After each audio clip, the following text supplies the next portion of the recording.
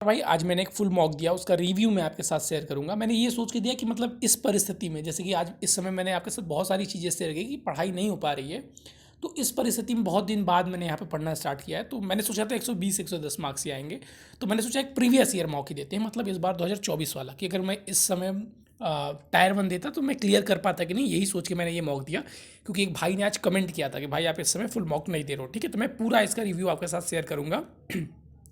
तो मैंने स्टार्टिंग का 2024 का मॉक नहीं चुना, इसलिए कि स्टार्टिंग के मॉक इजी आते हैं, मतलब लोग कहते हैं कि स्टार्टिंग पेपर थोड़ा इजी होता है।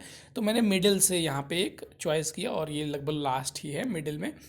तो मैंने इसको लिया और इसको दिया। ठीक है, एकदम PYQ मॉक है भाई। और मैंने अपने आप को भापने की कोशिश की कि इस परिस्थिति में मेरे कितने मार्क्स आ रहे हैं।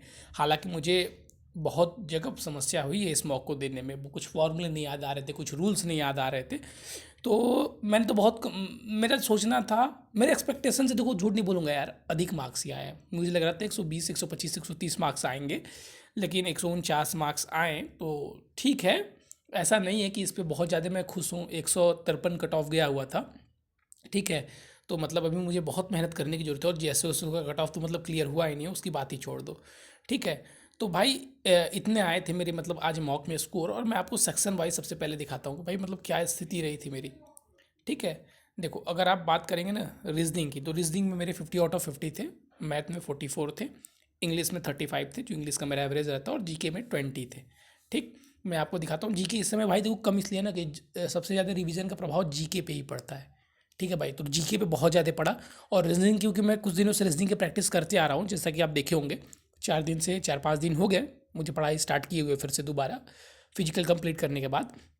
तो यहाँ पे रीजनिंग प्रैक्टिस कर रहा था, तो आप देख ही रहे हैं रीजनिंग में मेरे फुल आ गए हैं, और टाइमिंग भी अच्छा मैनेज हो गया था। ठीक है, समान जागरूकता की बात करें भाई, तो इसमें मैंने 15 अटैम्प्ट किए थे, 11 सही है, 4 गलत है। हालांकि ऐसे मेरे जब मतलब 2 3 महीने पहले जब मैं CGL को टारगेट करके पढ़ता था, मतलब मेरी पढ़ाई रूटीन से चलती थी, तो 25 26 24 ऐसे मार्क्स आते थे। तो यहाँ पर बहुत कमी आई है। ठीक है, 4 मार्क्स भाई, 5 मार्क्स 6 मार्क्स बहुत होते हैं बढ़ाने के लिए का क्वेश्चन, हालत ख़राब हो जाता है। ठीक है, तो वही चीज़ है भाई, फिर से मैं इसको रिवीजन करूँगा, पूरा मेहनत करूँगा, तो मुझे पक्का पता है कि अपने प्रीवियस स्कोर पे जल्दी आ जाऊँगा भाई। फिर मैथ की बात करें भाई, तो मैथ में देखो यार 3 क्वेश्चन मुझसे अनअटेम्प्टेड रह गए। ठीक है, और एक क्वेश्चन दिखाऊंगा तो आपको हंसी आएगी भाई, इतना ईजी कैसे। क्योंकि भाई देखो वो वाला फॉर्मूला मुझे याद ही नहीं था। अब मैं जाऊँगा उस फॉर्मूले को देखूंगा, अभी भी मुझे फॉर्मूला नहीं याद है, मैं वीडियो तुरंत बना रहा हूँ। ठीक है, तो ये मुझे फॉर्मूला नहीं याद था, और 2 क्वेश्चन मुझसे नहीं बन पाए भाई प्रैक्टिस छूटने के कारण। और टाइमिंग देख लो भाई, बहुत अच्छी खासी लग गई है।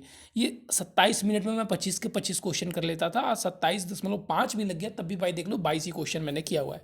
हालांकि वो 1 2 क्वेश्चन में मैंने टाइम दिया था मुझसे बनाने, और 2 क्वेश्चन के तो मुझे फॉर्मूले ही नहीं आ रहे थे। ठीक है, और एक क्वेश्चन मुझसे बनाने।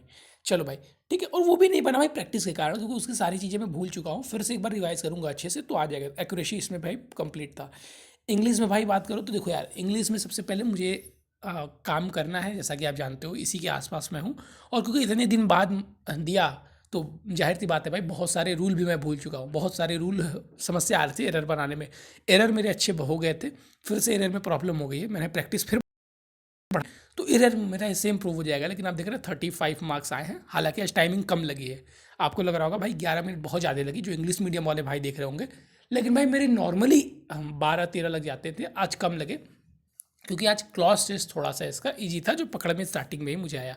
और जहाँ तक मुझे गलत है, क्लॉस टेस्ट में भी मुझे दो जो क्वेश्चन थे, मतलब 2 क्लॉस था, उसमें मुझे कन्फ्यूजन था। गलत हुआ है कि नहीं, वो मैं अभी पूरा डिटेल से देखूंगा। ठीक है भाई, तो मैंने आपको ये डिटेल यहाँ पर डिस्क्रिप्शन अपना दिखा दिया। और भाई देखो, जो भी भाई कहते हैं कि भाई देखो रीजनिंग, में बार बार कहता हूँ कि भाई रीजनिंग पे आप काम कीजिए। रीजनिंग एक महत्वपूर्ण चीज़ है। आप जितना टाइम मैथ और जीके और सारे सब्जेक्ट को देते हैं, बस 1 घंटे या आधे घंटे भाई डेली अगर आप रीजनिंग को देते हैं और मेरी स्ट्रेटेजी फॉलो करते हैं, तो 50 में 50 आप 100% लेके आ पाओगे भाई। और ये सोचो भाई, फ्री के मार्क्स मिल जाते हैं।